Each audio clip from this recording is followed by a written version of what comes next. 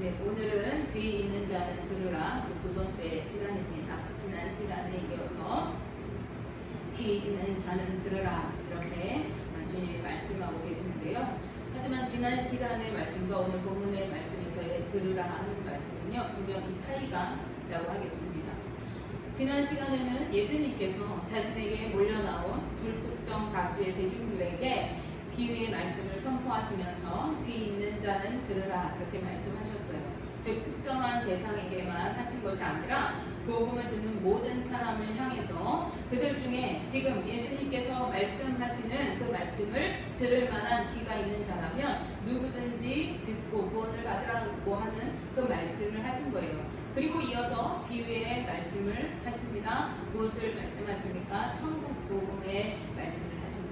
이 천국 복음을 받을 만한 네 가지 마음에 관해서 먼저 얘기를 하셨어요. 어떤 마음으로 말씀을 받아야 그 말씀이, 즉 복음이 삶 속에 열매를 맺으면서 천국을 누리게 되는가 하는 것을 말씀하셨습니다. 그리고 이어서 말씀을 하셨는데 그 말씀을 듣는 사람들이 그것을 깨닫고 누릴 수 있는 천국에 대해서, 천국은 마치 이것과 같다 이렇게 6가지 비유의 말씀을 통해서 천국을 이야기해 주신 것입니다.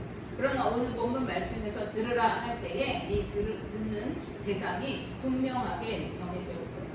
우리가 읽은 이 본문을 포함해서요, 이 요한계시록 말씀은 그 대상이 정해져 있다는 뜻입니다. 계시록 1장 10절에서 11절 말씀을 보시면 요한이 이렇게 밝히고 있습니다. 주의 날에 내가 성령에 감동되어 내 뒤에서 나는 나팔 소리 같은 큰 음성을 들으니 이르되 내가 보는 것을 두루마리에 써서 에베소, 서머나, 버가모, 두아디라, 사데, 빌라델비아, 라우디게아 등 7 교회에 보내라 하시기로.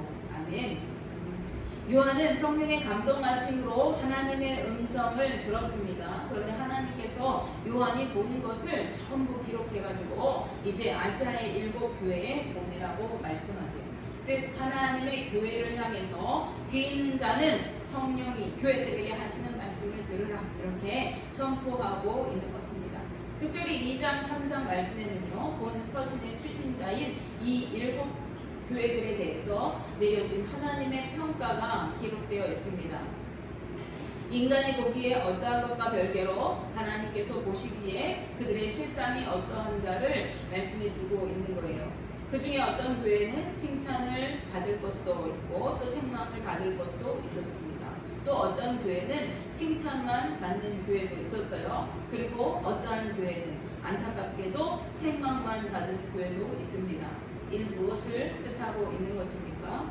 모두가 예수님을 믿는다고 하는 교회였지만 그것도 당시에는 오늘날과 다르게 극심한 기독교 박해에 시달리고 있는 상황 속에서도 그 상황에도 불구하고 믿음을 지킨다고 하는 교회였음에도 불구하고 하나님께서 보시기에 합당하지 못한 교회들이 있었다 하는 것을 말씀하고 있는 것이죠. 말씀에 언급되는 7 교회는요, 소아시아 지역에 위치한 교회들입니다. 이곳은 당시 로마의 지배하에 있는 그러한 상황이었어요. 그래서 그 지역들은요, 로마의 문화에 영향을 받았죠. 온갖 우상과 향락이 가득하고 음란한 문화의 유혹 속에서 믿음을 지켜내야 하는 어려운 상황에 있었습니다. 뿐만 아니라 교회를 어지럽히는 이단과 거짓 교사들이 초대교회 안에까지 들어와서 성도들을 미혹하고 교회를 혼란하게 하는 그러한 상황이었어요. 또 외부적으로는 어땠습니까? 기독교에 대한 극심한 박해를 겪어내야만 했습니다. 이러한 상황 속에서 교회와 성도들이 믿음을 지켜낸다는 것은 쉬운 일이 결코 아니었을 것입니다. 하나님은 반모섬에 유배되어 있는 요한 사도를 만나주셨어요. 그래서 환상을 보여주시면서 그에게 일어난 일들과 그가 본 환상들과 그리고 앞으로 되어질 일들에 대해서 이제 주님이 보여주실 그 환상들을 모두 기록해서 이 아시아의 7 교회들, 지금 유혹과 환난과 고난과 위기 가운데서 믿음을 지키고 있는 교회들을 향해서 그것을 다 기록해서 보내라 이렇게 말씀하고 있습니다. 그 이유가 무엇이겠습니까? 그 혼란하고 어지러운 상황 속에서 그리고 두렵고 힘든 상황 속에서도 장차 있을 주님의 재림을 대비하면서 믿음을 굳게 지키도록 하시기 위한 것이었습니다. 주님의 몸된 교회가 스스로를 돌아보고 살펴서 거룩하고 경건한 모습으로 주님 앞에 설 수 있도록, 그리고 주님이 예비하신 영원한 천국을 누리도록 하시기 위해서 이 말씀을 기록하시고 그들에게 보내셨다는 거예요. 그날이 이를 때까지 믿음을 굳게 지키고 신실한 믿음과 마음으로 하나님의 뜻을 따라 순종하면서 주님이 오실 길을 준비하도록 하시기 위한 것입니다. 그래서 오늘은 주님께서 칭찬만 들었던 두 교회 중에서 서머나 교회의 모습을 살펴보면서 마지막 때를 사는 우리 성도들이, 그리고 이 시대의 교회가 어떻게 살아가야 할지 그것을 살펴보기 원합니다. 요한은 우선 이 말씀을 하는 주체가 누구인지를 밝힙니다. 8절 말씀을 보시면 서머나 교회의 사자에게 편지하라. 처음이며 마지막이요 죽었다가 살아나신 이가 이르시되, 이렇게 말씀합니다. 말씀하는 분이 다름 아닌 주님이시라는 거예요. 주님은 자신을 처음이며 마지막이신 분, 즉 온 세상을 시작하셨으며 끝을 이루실 분이 지금 말씀하고 계시다. 그리고 죽었다가 사망 권세를 이기고 다시 살아나신 그 주님이 지금 말씀하고 계시다. 이렇게 설명합니다. 이것은 우리의 모든 죄를 담당하셨다가 사흘 만에 부활하신 예수 그리스도를 의미하는 표현이에요. 만왕의 왕 되시고 온 세상을 주관하고 다스리시는 예수 그리스도께서 지금 친히 말씀하고 계시다는 것을 밝히고 있는 것입니다. 지금 고통 가운데, 박해 가운데 어려움에 처해 있는 이 서머나 교회 성도들에게 이러한 주님의 존재는 큰 위안이 되었을 것입니다. 그들은 환난과 궁핍을 당하는 상황이었어요. 그런데 온 세상을 주관하시는 주님이 교회의 모든 그 실상을 다 알고 계신다, 이렇게 말씀하고 계십니다. 9절 말씀에 내가 내 환난과 궁핍을 알거니와 실상은 내가 부요한 자니라. 자칭 유대인이라 하는 자들의 비방도 알거니와 실상은 유대인이 아니오 사탄의 회당이라, 이렇게 말씀합니다. 극심한 환난과 궁핍을 겪고 있는 상황이었어요. 환난은 무엇을 말하느냐면 억압과 박해를 받는 상황을 말합니다. 외압이 엄청나게 들어왔어요. 예수 그리스도를 믿는 것 때문에 이들은 외부로부터 고통과 압력을 받아야만 했습니다. 그런가 하면은 궁핍한 삶을 살았어요. 궁핍이라는 것은 경제적인 어려움과 고통을 뜻합니다. 이들은 주님을 믿는 것 때문에 그 믿음을 지키기 위해서 정치적으로, 경제적으로, 사회적으로, 종교적으로 제재를 받고 있었습니다. 그리고 그로 인해서 궁핍하고 어려운 비참한 상황 가운데 놓여 있었던 거예요. 그런데 주님이 그것을 모두 다 알고 계신다고 말씀하십니다. 이것은 성도들에게 위로와 힘이 되어주는 말씀이 아닐 수가 없는 것이죠. 거기에 덧붙여서 너희가 지금 눈으로 볼 때에는 궁핍하고 힘들고 어렵고 고통스러운 상황이지만 너희의 실제는, 너희의 실상은 부유한 자다, 이렇게 말씀하고 있습니다. 표면적으로는 가난과 고통으로 어려운 상황에 놓였지만 그들은 영적으로 부유한 풍성한 삶을 누리는 자들이었던 것입니다. 이들은 믿음을 굳게 붙잡고 주님의 약속을 소망하며 살아가는 자들이었던 거예요. 사람들은 눈에 보이는 것으로 쉽게 판단하고 결론을 내리는 경우가 많이 있습니다. 그리고 그 기준은 대부분 세상적인 것들인 경우가 많아요. 돈이 많고 건강하고 좋은 학벌과 직장을 가지고 있고 많은 사람들에게 신망을 얻고 인기가 좋은 사람을 만나면 그는 무조건 복받은 자다, 잘된 자다, 그는 올바르게 사는 자다, 이렇게 생각하기가 쉬운 것이죠. 교회도 다르지 않습니다. 크고 화려한 건물이 있고 성도가 많아서 숫자가 엄청나게 부흥했고 다양한 프로그램들을 가지고 있고 재정이 든든한 교회를 보면은 이 교회는 하나님이 함께 하시는 교회다, 복받은 교회다, 이렇게 생각하고 그 교회를 인정하게 되었습니다. 그런데 반대로 어떻습니까? 사람도 별로 없고 건물도 없고 월세도 못 내고 재정도 없고 이런 교회를 보면은 혀를 끌끌 차고 믿는 사람들조차도 저 교회는 안 돼, 이렇게 얘기하는 경우가 많이 있습니다. 그런데 주님께서 보시기에는요, 눈에 보이는 이러한 세상적인 것들이 중요한 것이 아니라 주님은 그가 혹은 그 교회가 얼마나 주님을 믿고 신뢰하는가, 영적으로 얼마나 깨어있는가, 얼마나 하나님을 의지하며 말씀대로 순종하여 살아가고 소망을 품고 살아간다 하는 것이 훨씬 중요하게 여기신다는 것입니다. 그러므로 극심한 환난과 고통과 어려움 속에서도 이 성만화 교회를 향해서 너희가 실상은 부요한 자라 이렇게 말씀하시는 것입니다. 주님께 인정받는 교회는요, 영적인 부요함을 누리는 교회입니다. 주님을 믿는 성도들은, 특히 마지막 때를 살아가는 우리 성도들은 육적인 것에만 마음을 두며 살아가는 것이 아니라 영적인 것을 잘 바꾸고 믿음을 지켜나가는 삶을 살아가는 것이, 그러한 삶이 참된 부요함을 누리는 삶이라는 것을 인정하며 살아가는 것이 매우 중요합니다. 어떠한 고난과 어려움에도 믿음을 지켜나가고 주님을 의지하면서 인내할 수 있도록 늘 깨어 기도하고 하나님의 도우심을 구하는 그러한 삶을 살아가야 하겠습니다. 그런데 오늘 말씀해 보니까 서머나 교회가 겪는 고통이 지금 그 고통으로 끝나는 것이 아니라는 겁니다. 가장 큰 원인 중에 하나가 뭐냐면, 지금 이 서머나 교회가 고통을 겪고 있는 원인 중에 하나는 바로 유대인들이었어요. 이들은 아브라함의 혈통이라고 그 자신들의 혈통을 내세우면서 선민의식을 가지고 있던 자들이죠. 우리는 의로운 자다 하는 자들이었습니다. 그런데 이제 AD 70년 예루살렘 성전이 무너지면서 이 유대인들이 사방으로 흩어졌어요. 서머나 교회로도 몰려들었습니다. 이곳으로 이주해 오면서 유대인들은요, 회당을 중심으로 모이기 시작했어요. 아주 똘똘 뭉쳐서 막강한 세력을 이루고 영향력을 행사하기 시작했습니다.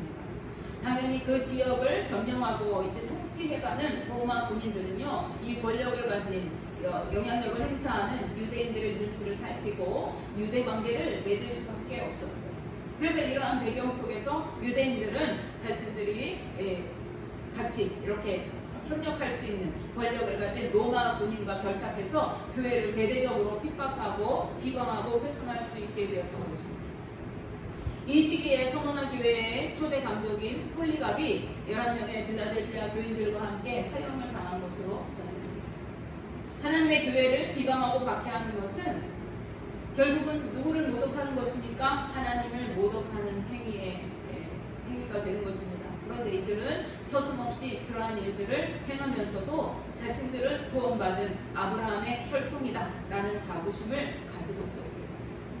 교회를 박해할 뿐만 아니라 이들은 결국 누구입니까? 예수님을, 메시아이신 그분을 십자가에 못 박아 죽인 그러한 자들인 것입니다. 하나님 이러한 유대인들을 향해서 그들이 사실은 사탄의 회당이다 이렇게 말씀합니다. 마귀의 하수인에 불과한 자들이라는 것입니다. 서머나 교회 성도들로 하여금 그들의 실체를 바로 알고 대비하도록 하기 위해서 하나님은 그들의 실체를 밝히고 계시는 것입니다. 하나님의 백성이라 말은 하지만 실상은 마귀의 종에 불과한 그들을 두려워할 필요가 없다는 것입니다.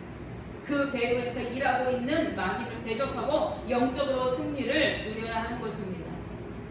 교회와 성도들은요, 환난과 고통을 안겨주는 실체를 바로 알고 믿음의 선한 싸움을 싸워나가야 하는 것입니다. 우리의 씨름은 혈과 육에 있는 것이 아닙니다. 혈과 육에 있는 인간의 그 상황을 싸우고 이기는 것이 아니에요. 사람과 다투고 환경과 다툰 것이 아니라 그 뒤에 그 너머에서 일하고 있는 그 실체가 누군가를 분명히 바로 알아야 합니다. 에베소서 6장 12절 말씀에서 바울은 우리의 씨름은 혈과 육을 상대하는 것이 아니요 통치자들과 권세들과 이 어둠의 세상 주관자들과 하늘에 있는 악의 영들을 상대함이라고 분명하게 말씀하고 있으면서 복음의 전신갑주를 입으라고 말하고 있습니다. 우리는 복음의 전신갑주를 입고 영적으로 무장하여서 우리를 넘어뜨리려고 하는 사탄 마귀를 예수 그리스도 그 이름의 권세로 능히 물리쳐서 이기고 승리의 삶을 살아가야 하겠습니다. 마귀는 멈추지 않고 계속해서 우리를 공격하고 우는 사자처럼 두루 다니면서 삼킬 자를 찾기 때문입니다. 오늘 본문 말씀에서 주님은 서머나 교회 성도들의 고통이 앞으로 더 남아있다 이렇게 얘기합니다. 10절 말씀 보실게요. 너는 장차 받을 고난을 두려워하지 말라. 볼지어다 마귀가 장차 너희 가운데서 몇 사람을 오게 던져 시험을 받게 하리니 너희가 10일 동안 환난을 받으리라. 내가 죽도록 충성하라. 그리하면 내가 생명의 관을 내게 주리라. 아멘. 지금보다 더한 고난이, 더한 고통이 성도들을 새롭게 괴롭힐 것을 경고하고 있어요. 그리고 몇몇 사람을 잡아서 옥에 가두고 시험을 받게 한다고 말씀합니다. 그러나 그것은 영원한 것이 아니에요. 그것은 끝나버릴 고통이라는 것입니다. 10일 동안 환난을 받으리라고 말씀합니다. 이것은 숫자적으로 열흘을 이야기하는 것이 아니라 그 고난이 기한이 있다는 것을, 한시적이라는 것을 뜻하는 거예요. 또 성경에서 10이라는 숫자는 막강한 권력을 의미하기도 하는 것인데요. 그래서 이 말씀의 뜻은요, 너희가 이제까지 받은 고난이 아니라 장차 막강한 권력으로부터, 이 당시에 막강한 권력은 어디예요? 로마 군대로부터 더한 고난을 받게 될 것인데, 그것은 영원한 것이 아니라 끝날 때가 있는 고난이라는 거예요. 그러므로 그 고난이 올 때에 너희는 죽도록 충성하라, 이렇게 말씀합니다. 죽기까지 믿음을 잘 지켜내라고 말씀하신 거예요. 이 같은 말씀을 하시는 이유는 지금 서문학교의 성도들이 그렇게 하지 못하기 때문이 아닙니다. 이미 그들은 고난 중에도 참고 인내하면서 믿음을 지켜오고 있는 상황이었죠. 그래서 하나님께서 칭찬하시는 교회입니다. 그러나 그것을 멈추면 안 돼요.